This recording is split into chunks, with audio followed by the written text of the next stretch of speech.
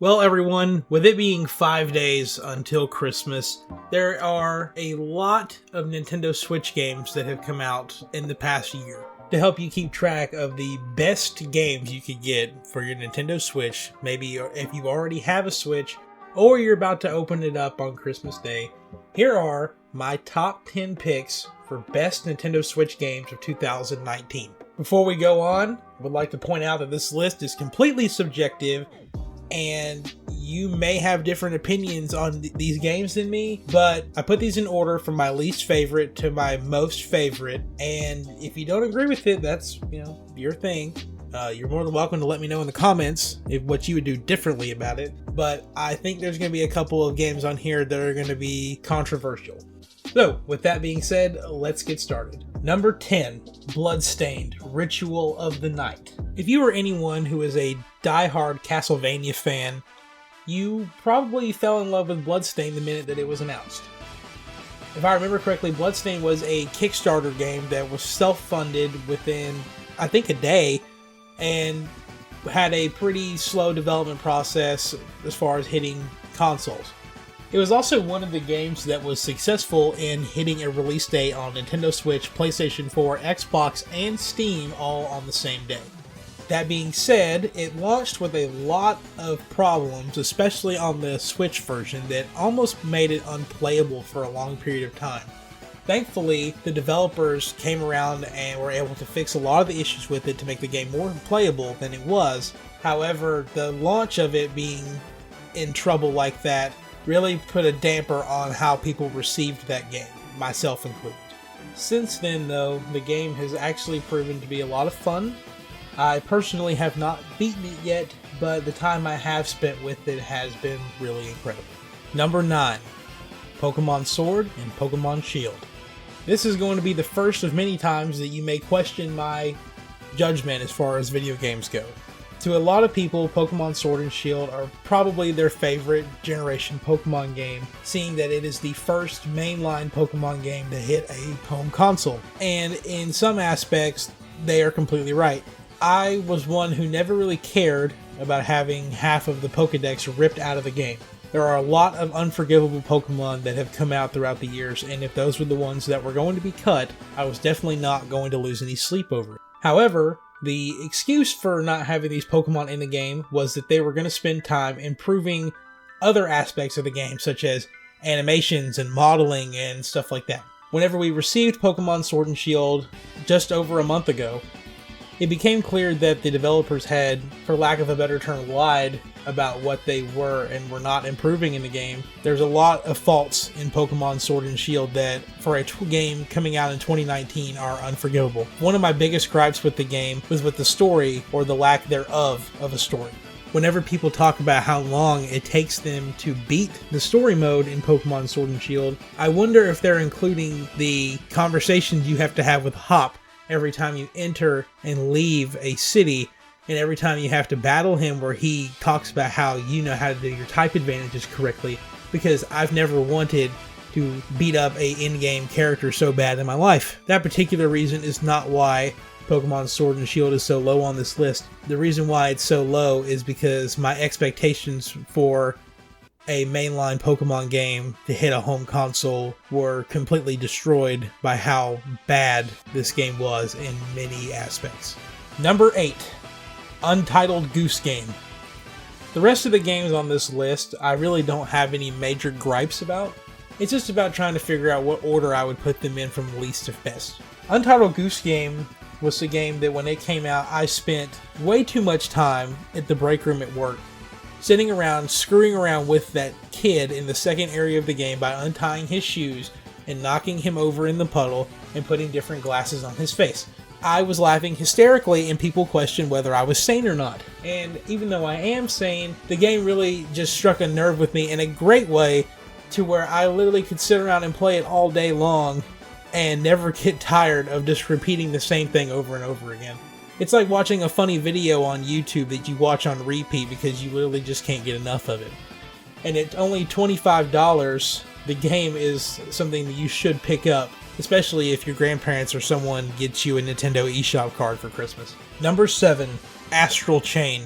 With fun gameplay and a unique twist of having a two-player co-op experience, Astral Chain really brings something different to the table as far as Nintendo Switch exclusives go.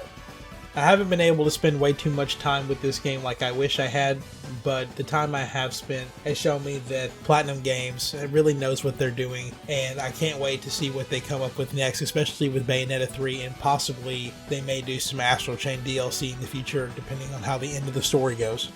Either way, Astral Chain's a really fun game to pick up, especially if you're trying to find something to scratch your Bayonetta itch while we wait for Bayonetta 3 to hopefully come out in 2020. Number 6. Tetris 99. When Tetris 99 was announced back in the February Nintendo Direct, it really caught me off guard about how excited I was for a Nintendo Switch online Tetris game. But only mere hours later after the Direct, we were able to download it and play for the first time, and it really took the idea of a Battle Royale game and spun it on its head. I by no means am good at Tetris, but the game is really fun and the matches are really short, so you don't have to worry about getting really invested into a match and getting mad at it, similar to how I would be if I played Fortnite or Apex or any of the other major Battle Royale games. My only complaint with it is the lack of content, but over the past few months they've slowly been adding new themes and other game modes to the game, such as a local 4-player multiplayer mode, which is definitely something I can't wait to try out with my friends. Number 5. Super Mario Maker 2. The original Super Mario Maker was one of my favorite games to play on the Wii U whenever that was still a thing.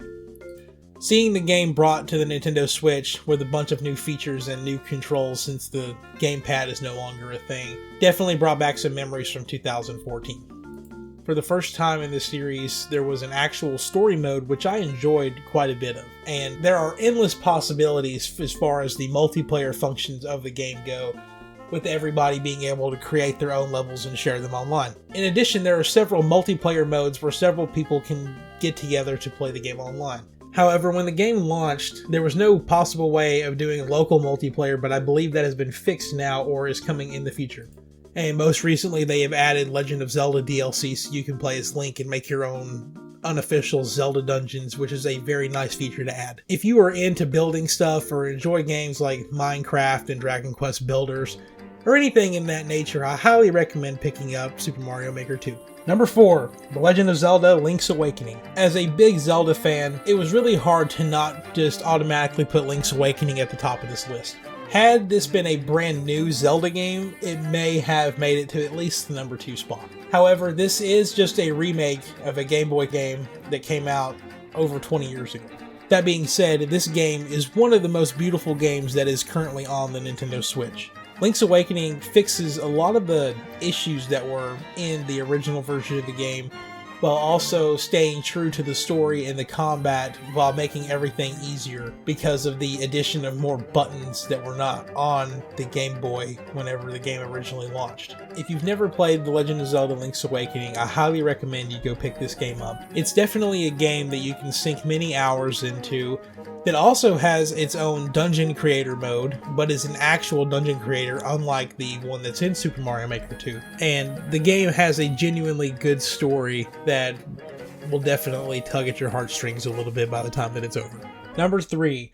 Dragon Quest XI S Echoes of an Elusive Age Definitive Edition, and I'm not saying that like that again. While Dragon Quest XI has been available on PlayStation 4 and other consoles for over a year now, Dragon Quest XI S on the Switch is the definitive edition of the game. It includes lots of features that are not in the PS4 and other console and PC versions that help simplify a lot of the user experiences and speeds up combat animations, among other noticeable changes throughout the game, including a full orchestrated score that's not available in other versions. Gameplay-wise, though, it is very similar to many other JRPGs that are currently on the market, featuring a 4-player party that goes up and tackles monsters in a turn-based style that has other RPG elements as well. Surprisingly enough, Dragon Quest XI was one of the first Nintendo Switch games that was ever announced for it back when it was called the Nintendo NX, and it took it until July 29th of this year to finally hit the system. Number 2. Luigi's Mansion 3.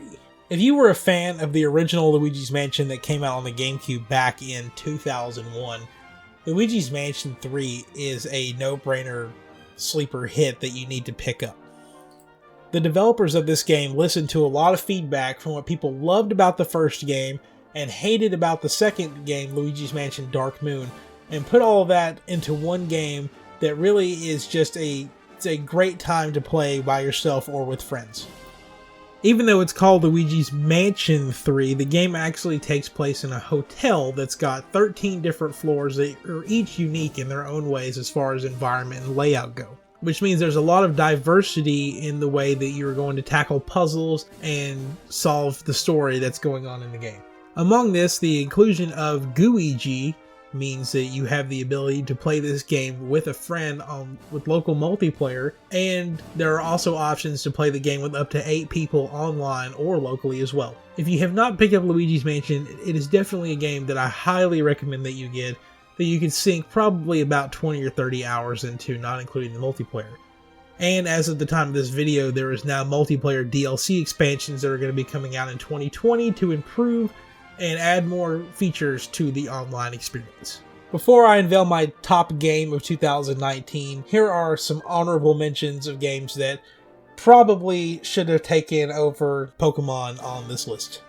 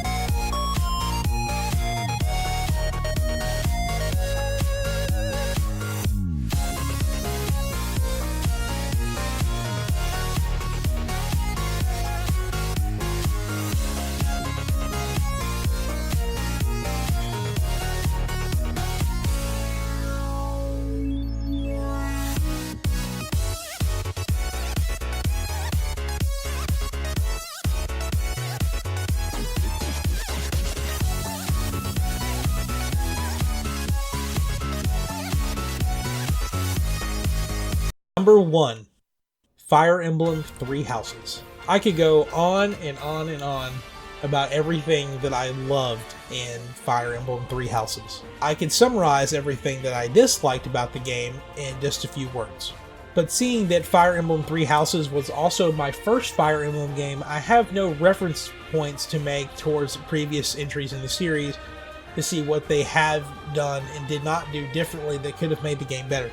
Mixing several aspects of JRPG elements with also a strategy game is definitely a nice combination that I never thought that I would actually enjoy in a video game. I probably spent way too much time doing my one run through the game that it took me probably 20 hours longer to beat the Black Eagles campaign than it probably should have. I currently have only done one playthrough of the game, but I intend to do the Golden Deer campaign shortly after the beginning of the year. It really blows my mind that this game was not up for Game of the Year through IGN or the Game Awards, because this game is just phenomenal in every aspect of it, and I could talk about it, like I said, all day. So if you have not picked up Fire Emblem Three Houses and this game even just slightly interests you, I highly recommend that you pick it up and at least try it. Maybe just get it pre-owned from somewhere if you're really hesitant about it, because it is just a phenomenal game, and I believe that most people, even if you've never played a Fire Emblem game before, can really get into it and really enjoy it. So anyway, that's my top 10 picks for best Nintendo Switch games of 2019. If you have any games that you would like to shout out in the comments that maybe didn't make my list, but you really want to talk about, I'd be happy to talk to you in the comments about it. And who knows, you may expose me to a game that's so awesome that I may have to revise this list in the next 11 days before the end of the year. Anyway, everyone, that's all for today. I really hope you enjoyed this video. Please leave a like on it if you did. And don't forget to subscribe if you want to catch more of my content. And above everything else, I hope you have a safe and happy holidays. Merry Christmas to everyone. And I will see you in the next video. Bye.